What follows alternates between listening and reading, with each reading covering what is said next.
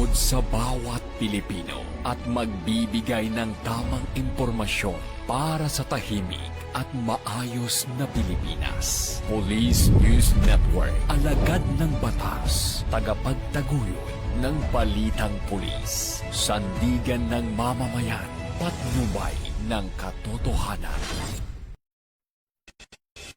La Campo Crame, maghahatid ng pinakahuling kaganapan at nagbabagang balita. Ito ang PNN Police News Network.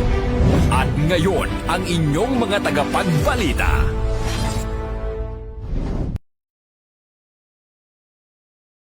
Yung alagad ng batas, tagataguyod ng balitang pulis, Patrolman Regan Robles mula sa PNP Aviation Security Group at ngayong araw ng Miyerkules. Makakasama natin muli bilang special guest co-host si Miss Luis Hussein Alba Lopez, ang ating Miss Asia Pacific All Nations 2022 at Luminous Woman of the Year 2023. Magandang umaga po sa iyo, ma'am. Magandang umaga din po, Sir Regan. Huwag po nating kalimutang i-like, i-follow at i-subscribe ang page ng Philippine National Police, Police Community Affairs and Development Group, PKG Tagapag-Ugnay at Police News Network. Kami po ay maghahatid sa inyo ng tamang balita, kwento ng pulis at serbisyo para sa mamamayan at ito ang PNP News Online. Ang pangunahing balita ng Police News Network, alagad ng batas, tagataguyod ng balitang pulis.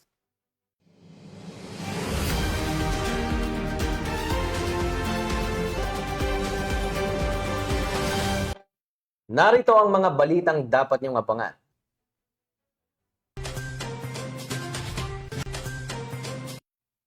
Lalaking kumukuha lamang ng police clearance, arestado sa Lapu-Lapu City, Cebu. Voluntaryong nagbalik loob sa pamahalaan ng Bulacan ang isang dating miyembro ng Communist Terrorist Group. At mag-ama, patay at isa ang arestado sa isinagawang bypass operation sa Maguindanao del Norte.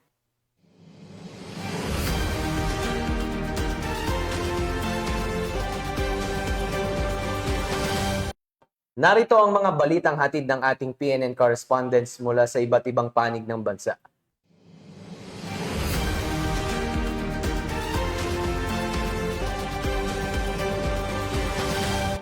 Simulan natin ang balita mula sa bahagi ng Luzon.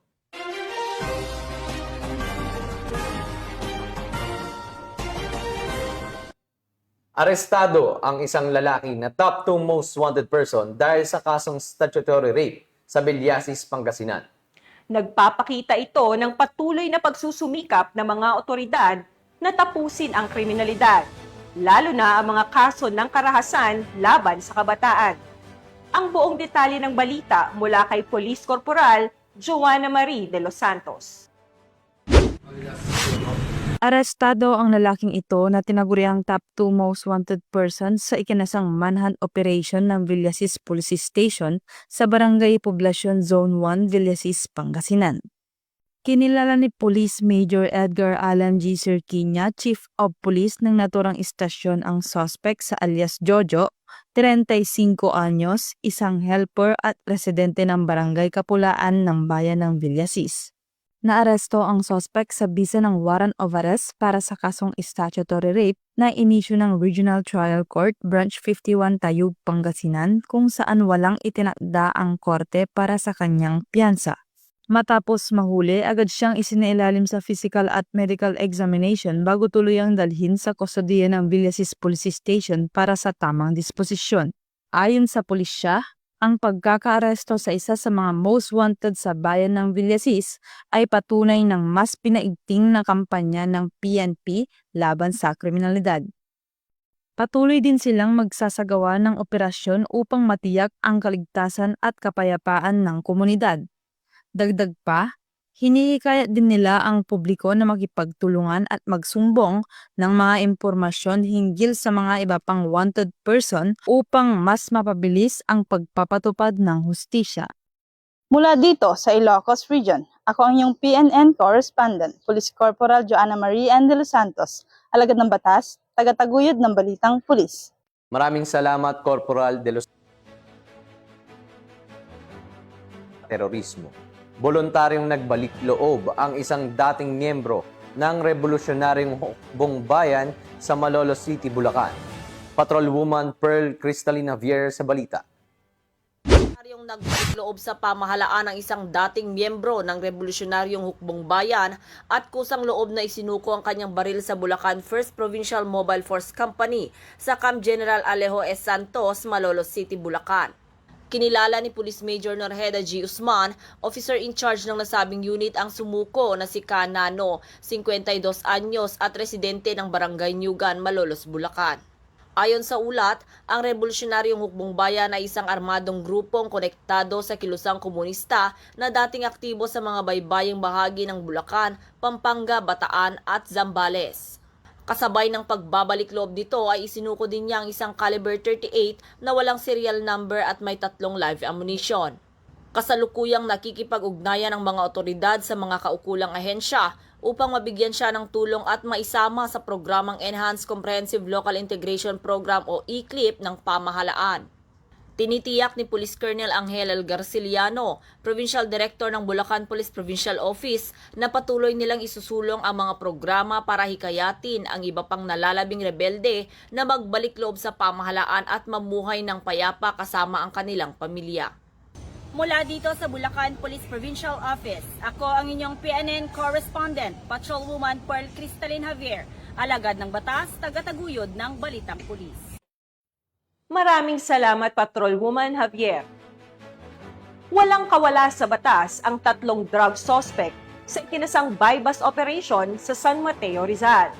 Ang balitang hatid ni Patrolwoman Jevy Marie Famoso. Individual ang nahuli sa ikinasang buy-bust operation ng Station Drug Enforcement Team ng San Mateo Municipal Police Station sa pakikipag-ugnayan ng Philippine Drug Enforcement Agency dakong alas 4:47 ng hapon noong September 1, 2025 sa Barangay Malanday, San Mateo, Rizal. Kinilala ang mga sospek sa alias na Gilbert, Jasmine at Francisco. Nakumpiska mula sa kanila ang 8 sachet ng hinihinalang shabu na may kabuuang bigat na 62.4 na gramo at tinatayang nagkakahalaga ng 424,320 pesos. Na-recover din ang isang weighing scale, isang lighter, isang gunting, isang itim na pouch bag, isang pakete ng mga plastic sachet, isang 500 recovered money at isang 500 peso bill na ginamit bilang buy-bust money. Naharap ang mga sospek sa kasong paglabag sa Section 5 at 11 Article 2 ng Republic Act 9165 o ang Comprehensive Dangerous Drugs Act of 2002. Pinuri naman ni Police Colonel Feloteo E. Gonzalgo, Acting Provincial Director ng Rizal Police Provincial Office, ang mabilis na aksyon ng San Mateo Police laban sa iligal na droga. Binigyang diin din niya ang kahalagahan ng pagtutulungan ng kapulisan at ng komunidad upang tuluyang masugpo ang kriminalidad at problema sa droga ng buong lalawigan.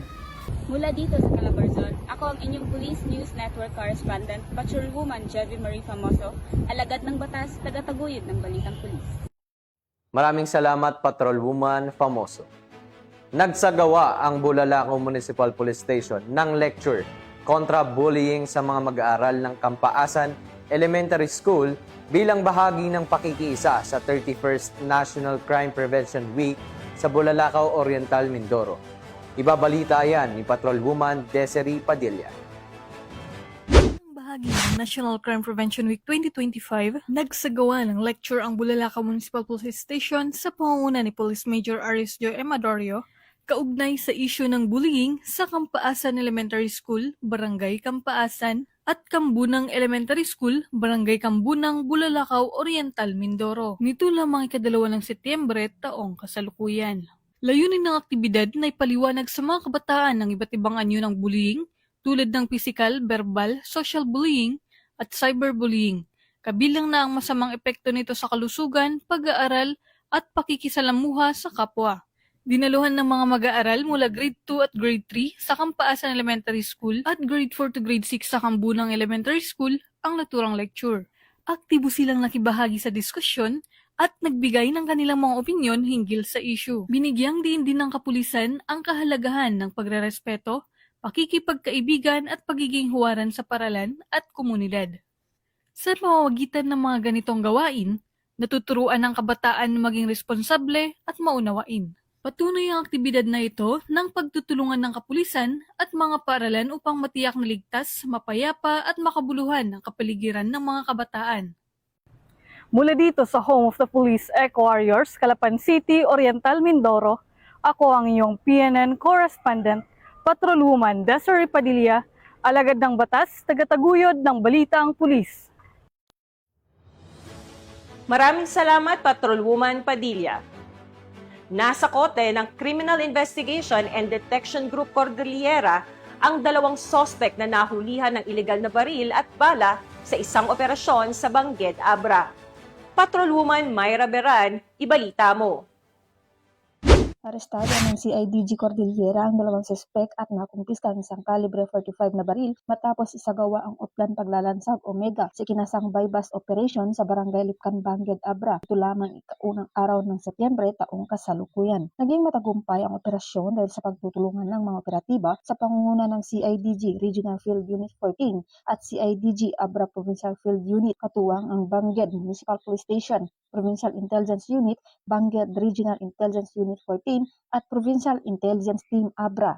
Nakumpiska mula sa mga suspect ang kalibre 45 na baril, may marka na walang serial number, isang magazine at 3 bala, 30 piraso ng 1,000 peso bill, bodal money, 1 piraso ng 1,000 peso bill, subscribe money at iba pang ebidensya. Isinagawa ang pag-inventaryo sa mga nakumpiskang ebidensya sa mismong lugar at sa harap ng mga arestado na sinaksihan ng kinatawan ng lokal na pamalaan ng nasabing lugar. Matapos basahan ng kanilang karapatan sa salitang kanilang naiintindihan, dinala ang mga arestado sa tanggapan ng pulisya para sa tamang dokumentasyon at wastong disposisyon bago i-turn over sa kinauukulang hukuman. Mahaharap ngayon ang mga arestado sa kasong paglabag sa RA 10591 o mas kilalang Comprehensive Firearms and Ammunition Regulation Act. Ang matagumpay na operasyon ay patunay ng mas pinaigting na pagpapatupad ng batas at upang panitilihing ligtas at payapa ang komunidad tungo sa isang bagong Pilipinas. Mula dito sa Baguio City, ako ang inyong PNN correspondent, Patrolwoman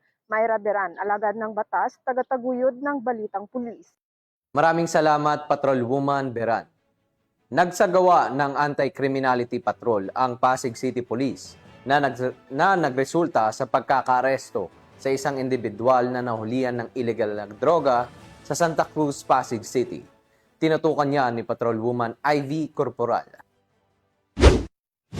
Nasa kote ang isang lalaki sa anti-criminality patrol ng Pasig City Police matapos mahulihan ng hinihinalang shabu at improvised firearms sa Barangay Santa Cruz sa Pasig City. Kinilala ang suspect na si alias Eric, 53 anyos at residente ng Makati City. Nasamsam sa kanya ang 2 sachet ng hinihinalang shabu na may kabuuang timbang na mahigit 7 gramo na may malaking halaga. Nakumpiska din ang 2 pirasong mark money, isang improvised firearms at isang bala ng 9mm. Kasalukuyang nakadetine ang suspect sa Pasig City Police Station para sa kaukulang dokumentasyon at nahaharap ito sa kasong paglabag sa Republic Act 9165 o mas kilala bilang Comprehensive Dangerous Drug Act of 2002 at Republic Act 10591 o Comprehensive Firearms and Ammunition Act. Mula dito sa Camp Bagong Diwa, Bikutan, Taguig City, ako po ang inyong PNN correspondent, Patrolwoman Ivy Corporal, alagad ng batas, tagataguyod ng balitang pulis. Maraming salamat, Patrolwoman Corporal. Nanguna ang Cagayan Police Provincial Office at National Police Commission Region 2 sa isinagawang Public Safety Fair at Crime Prevention Symposium na ginanap sa Robinsons Mall, Tuguegarao City. Alamin ang mga naging kaganapan ng balita mula kay Patrolwoman Janet Balad.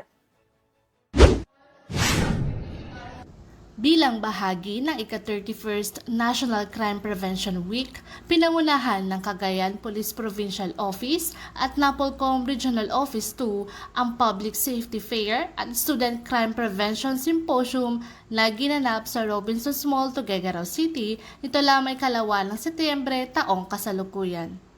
Dinaluhan ito ng mga kinatawan mula sa iba't ibang paaralan, ahensya at lokal na pamahalaan. Tampok ang talakayan ukol sa cybercrime, droga, kontra-terorismo, fire prevention at tamang impormasyon, pati na rin ang pagpapakita ng rescue equipment at kakayahan ng emergency responders. Sa mensahe ni Tuguegarao City Mayor Myla Rosario Estinque, binigyang diin niya ang kahalagahan ng pagkakaisa para sa kapayapaan at kaayusan. Pinuri rin ni NAPOLCOM Regional Director Ramon M. Ranieses ang partisipasyon ng mga kabataan at ahensya. So we thank, of course, the PNP for allowing us to partner with them, and we also have our shortcomings, but we make sure that each agency actually gives his or her share of the responsibility to make sure that holistic ang approach namin when it comes to peacekeeping in our city. The safety of our residents is our priority. No? I enjoin all the other people, all the other agencies to work as well with our local police, our PNP, to make sure that all our programs are in line with theirs in keeping our safety a priority for everyone. Layunin ng aktibidad na palakasin ang kamalayan ng kabataan at publiko sa kaligtasan at pagpigil sa krimen. Sa pagtatapos, muling nanawagan ng Cagayan Police Provincial Office at NAPOLCOM Regional Office 2 ng pagtutulungan ng pamahalaan, pulisya, paaralan at komunidad upang makamit ang isang ligtas at mapayapang pamayanan. Mula dito sa Robinson's Place, Tuguegarao, ako ay ng PNN Correspondent, Patrolwoman Janet Balad, alagad ng batas, tagataguyod ng Balitang Pulis. Maraming salamat, Patrolwoman Balad. Pinangunahan ng Police Regional Office 5 ang paggunita ng 160th anniversary ng kapanganakan ng Bicolanong bayani na si Brigadier General Simeon A. Ola na kinilala sa kanyang tapang at husay sa pamumuno. Ang magandang balita hatid ni Police Corporal Charis Casasos. Ng Police Regional Office 5 sa pamumuno ni Police Brigadier General Nestor C. Babagay Jr., Regional Director ng Police Regional Office 5, ang paggunita sa ika-160 anibersaryo ng kapanganakan ng Bicolanong bayani na si Brigadier General Simeon A. Ola noong Setyembre 2, taong kasalukuyan. Isang seremonya ng wreath-laying ang idinao sa Brigadier General Simeon A. Ola Shrine na matatagpuan sa loob ng kampo bilang pagpupugay sa pamana ng huling Pilipinong general na sumuko sa mga puwersang Amerikano noong digmaang Pilipino-Amerikano. Binigyang diin ni Police Brigadier General Nestor C. Babagay Jr. ang kahalagahan ng paggunita sa kabayanihan ni General Ola bilang huwaran ng tunay na patriotismo at malasakit sa bayan. Si General Simeon A. Ola ay isinilang noong Setyembre 2, 1865 taon sa Ginubatan, Albay. Isa siya sa mga kilalang lider ng katipunan sa rehiyon na lumaban sa mga mananakop na Espanyol at kalaunan ay naging aktibong mandirigma laban sa mga puwersang Amerikano. Dahil sa kanyang katapangan at husay sa pamumuno, kinilala siya bilang general. Noong Setyembre 25, 1903 taon, si General Ola ang naging huling Pilipinong general na sumuko sa mga Amerikano. Isang makasaysayang pangyayari na nagmarka sa pagtatapos ng digmaang Pilipino-Amerikano sa rehiyon ng Bicol. Hindi lamang siya kinikilala bilang isang revolusyonaryo, kundi bilang isang lider na nagsilbi ng tapat sa kanyang komunidad kahit matapos ang digmaan.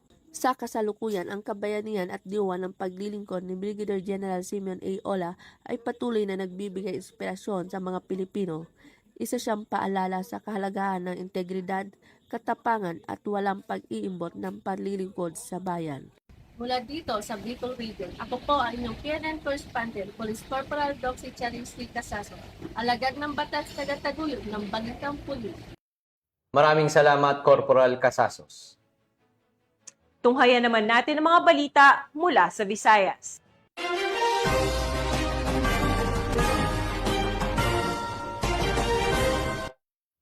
Hindi na nakapalagpa ang isang high-value individual sa isang bypass operation at nasamsam mula sa kanya ang mahigit 800,000 pisong halaga ng shabu sa Iloilo City. Ang operasyon ay bahagi ng patuloy na kampanya laban sa iligal na droga sa lungsod upang mapanatili ang kapayapaan at kaayusan. Patrolwoman Lynette Sablon sa report.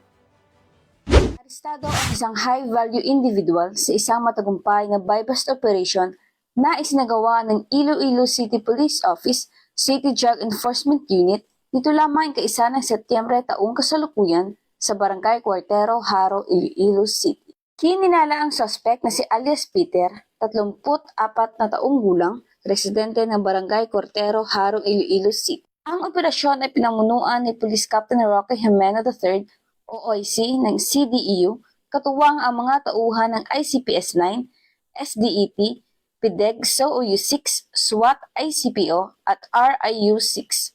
Nasamsa mula sa suspect ang humigit kumulang 120 gramo ng hinalang shabu na may estimated standard drug price na 816,000 pesos. Nakumpiska ang isang pirasong heat seal transparent plastic shade ng hinalang shabu bilang buy-bust item, 4 na pirasong heat seal transparent plastic shade ng hinalang shabu sa pagmamayari ng suspect, 3 knot-tied transparent plastic bags na naglalaman din ng hinalang shabu, buy-bust money na nagkakahalaga ng 8,000 pesos at iba't ibang non-drug items. Ang mga nagkumpiskang ebidensya ay dinala sa RFU-6 para sa tamang dokumentasyon at eksaminasyon habang ang suspect ay kasalukuyan sa kusdiyan ng ICPS-9 para sa kaukulang kasong isasampa laban sa kanya. Patuloy ang pinaigting ng kampanya ng Pro-6 at ICPO laban sa iligal na droga alinsunod sa 7-point agenda ni Chief PNP Police Lieutenant General Jose Melencio C. Nartatis Jr.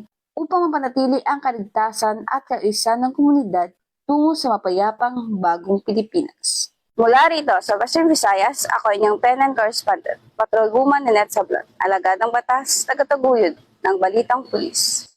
Maraming salamat, Patrolwoman Sablon. Hawak na ng mga kapulisan ang isang lalaking kumukuha lamang ng kanyang police clearance, ngunit napag-alaman na may nakabinbin palang kasong paglabag sa Republic Act 7610 o ang Special Protection of Children Against Abuse, Exploitation and Discrimination Act.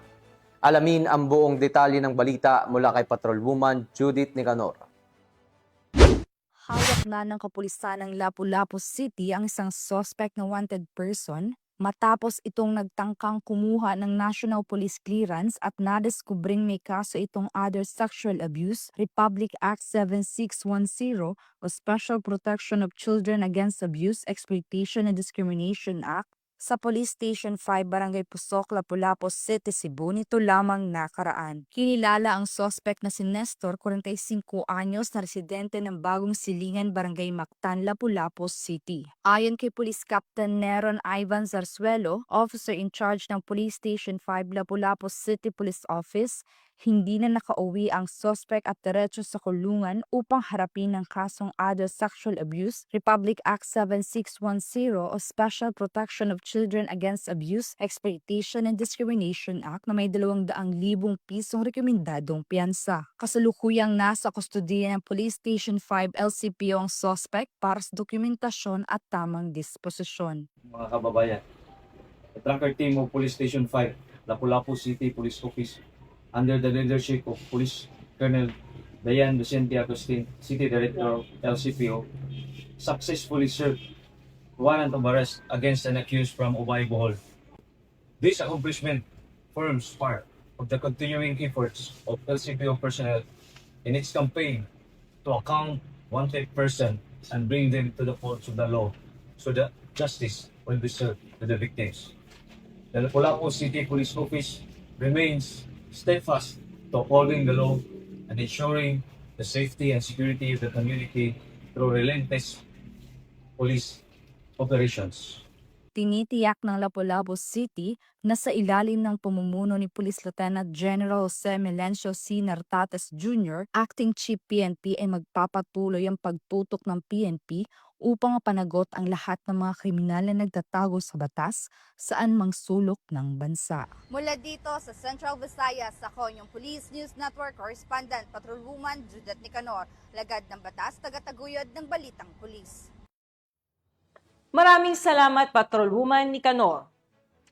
Naaresto ng mga otoridad ang tinaguriang Station Most Wanted Person ng Barangay Dolores, Ormoc City dahil sa kasong acts of lasciviousness. Patrolwoman Maria Elena Singian sa balita. Ng mga autoridad ang tinaguriang Station Most Wanted Person na may kasong acts of lasciviousness matapos mahuli sa Barangay Dolores, Ormoc City. Naaresto ang akusado bandang alas 10:27 ng tanghali ng mga tauhan ng Ormoc City Police Station 5, kasamang Ormoc City Police Station 6 sa bisa ng warrant of arrest para sa kasong acts of lasciviousness na may inirekomendang piyansa na 200,000 pesos para sa pansamantalang kalayaan. Ang akusado ay dinala sa Ormoc City PS5 para sa kaukulang dokumentasyon at tamang disposisyon. Ipinapakita ng pambansang pulisya ang kanilang seryosong pagtupad sa tungkulin na hulihin ang mga lumalabag sa batas para mapanatili ang kapayapaan at kaligtasan ng lahat. Kasabay nito ang mga hakbang upang mapabuti ang serbisyo at mapalakas ang tiwala ng publiko para sa isang ligtas na bagong Pilipinas. Mula dito sa Eastern Visayas, ako ang inyong PNN correspondent, Patrolwoman Maria Elena Singian, alagad ng batas, tagataguyod ng balitang pulis. Maraming salamat, Patrolwoman Singian. Narito naman ang mga balita mula sa bahagi ng Mindanao.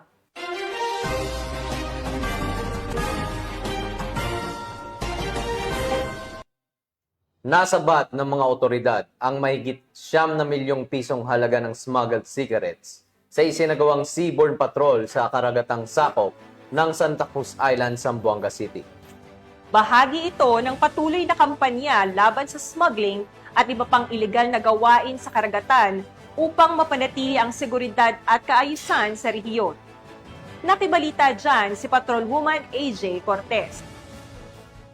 Sabat ng mga tauhan ng Regional Special Operation Unit RID-9 sa pakikipag-ugnayan sa Zamboanga City Police Station 11 Central at 904th MCRMFB9 ang tinatayang 9.4 milyong pisong halaga ng mga smuggled cigarettes sa isinagawang seaborne patrol sa karagatang sakop ng Santa Cruz Island, Zamboanga City bandang alas 4:55 ng madaling araw nito lamang ikadalawa ng Setyembre taong kasalukuyan.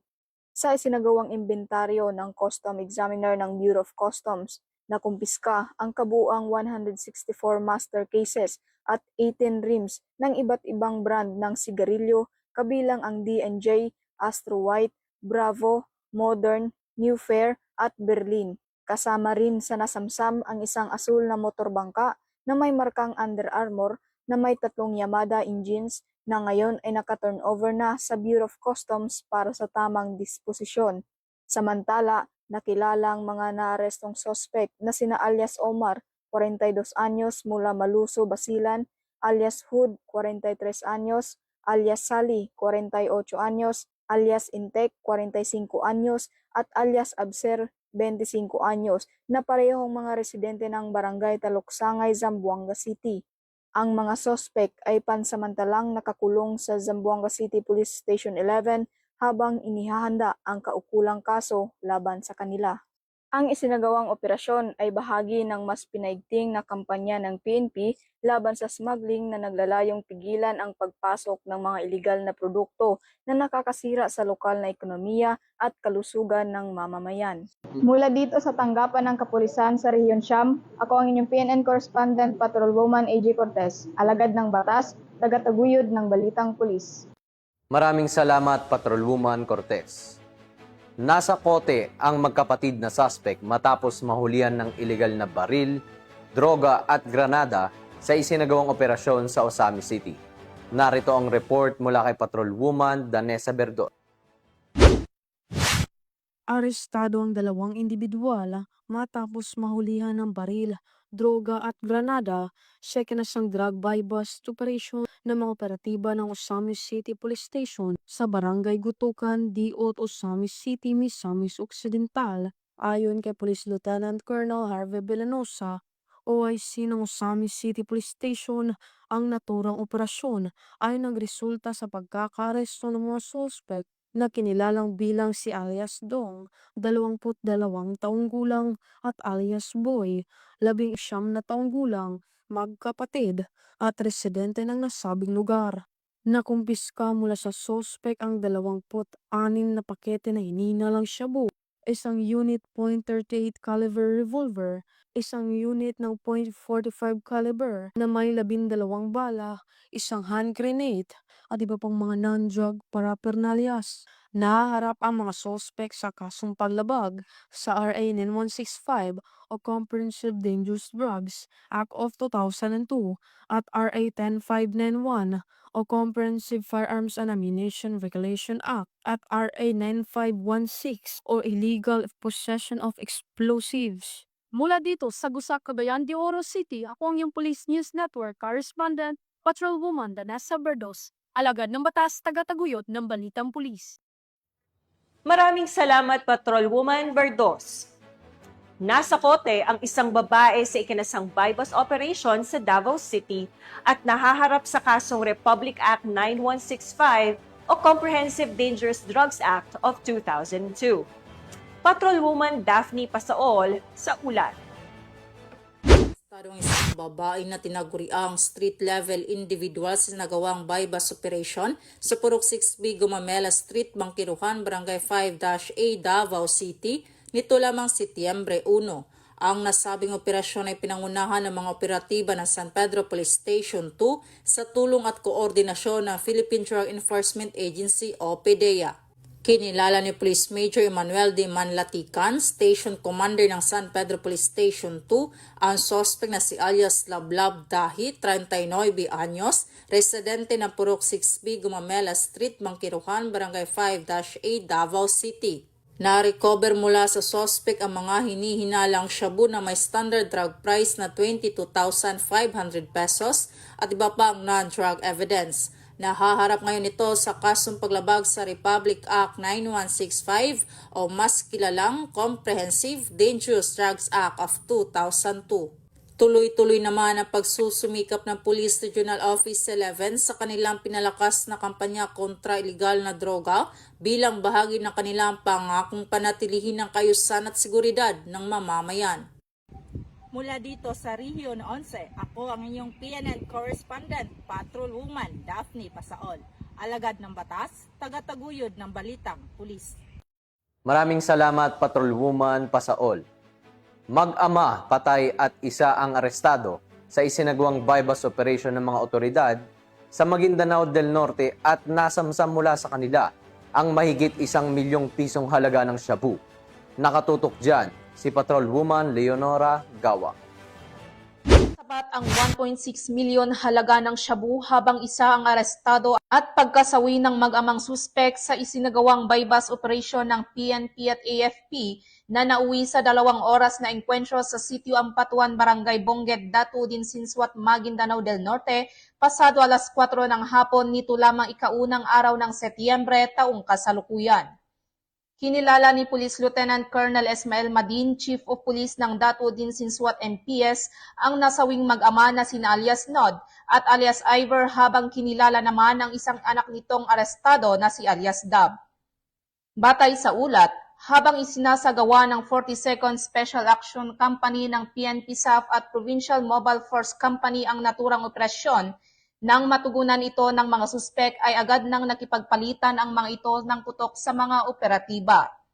Agad namang nakipag-ugnayan ang mga kapulisan sa 12 Mechanized Infantry Battalion ng Philippine Army matapos dumating ang mga armadong grupo na kasama umano ng mga biktima. Na-recover sa mga suspek ang 5 sachet ng hinihinalang shabu na may bigat na 240 gramo at nagkakahalagang mahigit 1,632,000 pesos. Isang M16 rifle, isang M14 rifle, 2 magazine ng Glock 9mm at bypass money. Nasa kustudiya na ng Datu din Sinswat MPS ang naarestong suspek kasama ang mga nakumpiskang ebidensya para sa wastong disposisyon at pagsasampa ng kaukulang mga kaso. Sa matatag na pamumuno ni Police Brigadier General Jason C. D. Guzman, Regional Director ng PROBAR, higit na pinaiigting ang kampanya laban sa ilegal na droga bilang mahalagang bahagi ng malawakang laban kontra kriminalidad, isang direktiba na nakatuon sa disiplina, integridad at malasakit tungo sa isang mas ligtas at maayos na bagong Pilipinas. Mula rito sa rehiyon ng Bangsamoro, ako ang inyong Police News Network Correspondent, Patrolwoman Leonora Gawang, alagad ng batas, tagataguyod ng Balitang Pulis. Maraming salamat, Patrolwoman Gawa. Walang kawala sa batas ang 19 na katao sa ikinasang checkpoint dahil sa pagkakarga ng ore minerals na walang kaukulang dokumento sa Agusan del Sur. Ang balitang hatid ni Patrolwoman Jacqueline Cabiles. Siyam na katao ang naaresto sa Agusan del Sur matapos mahuling nagbabiyahe ng ore minerals ng walang kaukulang dokumento. Ayon sa mga otoridad, nasabat ang mga sospek sa isang checkpoint sa barangay Bunawan, Brook, Bunawan, Agusan del Sur. Na-recover mula sa 3 sasakyan ang 76 na sako ng ore minerals, 10 sa isang Nissan Navara pickup, 35 sa isang JMC FB, at 31 sa isang JMC Grand Avenue pickup. Ang mga sospek na pawang mga residente ng Davao de Oro ay may edad mula 18 hanggang 56 na taong gulang. Nang tanungin, bigo ang mga driver na makapagpakita ng legal na dokumento para sa pagbiyahe ng naturang mineral kaya sila ay agad na inaresto. Sila ay maharap sa kasong paglabag sa Republic Act 7942 o Philippine Mining Act of 1995. Pinuri naman ng Regional Director ng PRO 13, Police Brigadier General Marshal Mariano P. Maestrado IV, ang mga operatiba sa matagumpay na operasyon at lalong paigtingin ang kampanya laban sa kriminalidad at irregularidad sa buong rehiyon ng Caraga. Mula dito sa Police Regional Office 13, ako ang inyong PNN Correspondent, Patrolwoman Jacqueline Cabiles, alagad ng batas, tagataguyod ng Balitang Pulis. Maraming salamat, Patrolwoman Cabiles. Nasa kote ng mga otoridad ang 2 drug suspect sa ikinasang bypass operation sa Barangay Zone 1, Coronadal City. Ibabalita yan ni Patrolwoman Ara Cassandra Concon. Naaresto sina alias Alex 44 anyos at Mel 40 anyo sa bypass operation ng Coronadal City Police sa Barangay Zone 1. Alas 6:17 ng gabi, nakumpiska sa kanila ang 2 sachet ng hinihinalang shabu na may timbang na 5 gramo na may halagang 34,000 kasama ang 500 mark money. Nasa kustudiya ng pulisya ang mga sospek at naharap sa kasong paglabag sa RA 9165. Tiniyak ng Coronadal City Police Station ang pagpapatuloy ng kampanya kontra droga, katuwang ang komunidad sa ilalim ng Bagong Pilipinas. Mula dito sa Rehiyon 12, ako ang yung PNN Correspondent, Patrolwoman Ara Cassandra Concon, alagad ng batas, tagataguyod ng Balitang Pulis. Maraming salamat, Patrolwoman Concon. At yan ang mga balitang nakalap ng ating PNN correspondents mula Luzon, Visayas at Mindanao. At bago tayo magtapos, gusto ko pong magpasalamat sa masusugid na manonood ng Police News Network at syempre sa ating special guest co-host ngayon na si Ms. Luis Alba Lopez. Maraming salamat po sa pagpapaunlak ng aming imbitasyon na maging co-host sa programang ito. Maraming salamat po sa PKG Tagapag-Ugnay at sa Police News Network sa walang sawang pag-imbita sa akin para maging co-host sa araw na ito. Pinapasalamatan at binabati ko rin po si Acting Chief PNP Police Lieutenant General Jose Melencio Nartates Jr., Police Major General Roderick Agustus Alba, the Director for Police Community Relations. PKG Command Group na pinamumunuan ni Police Brigadier General Marvin Josaro, Police Colonel Joel Serrano, Police Colonel Adonis Guzman, Police Colonel Joel Ada, at sa lahat ng personnel ng Police Community Affairs and Development Group at sa lahat ng magigiting na pulis sa buong bansa. Maraming salamat sa inyong serbisyo para sa isang ligtas na pamayanan. Sa ngalan ng pamunuan ng Philippine National Police, sa pangunguna ni Acting Chief PNP Police Lieutenant General Jose Melencio Nartates Jr. at sa pamumuno ni President Ferdinand Bongbong Marcos Jr., kami ay maglilingkod sa bawat Pilipino at magbibigay ng tama at balansing balita dahil dito sa Bagong Pilipinas ang gusto ng pulis. Ligtas ka! Mula rito sa tanggapan ng tagapag-ugnay ng Pambansang Pulisya at sa pamumuno ng buting direktor ng PKG na si Police Brigadier General Marvin Josaro, kami ang inyong alagad ng batas, tagataguyod ng Balitang Pulis, Patrolman Regan Robles mula sa PNP Aviation Security Group. At ako naman po si Luis Suzanne Alba Lopez, Mrs. Asia Pacific All Nations 2022 at Luminous Woman of the Year 2023. Maghahatid ng tamang balita, kuwento ng pulis at serbisyo para sa mamamayan at ito ang PNP News Online. Ang pangunahing balita ng Police News Network.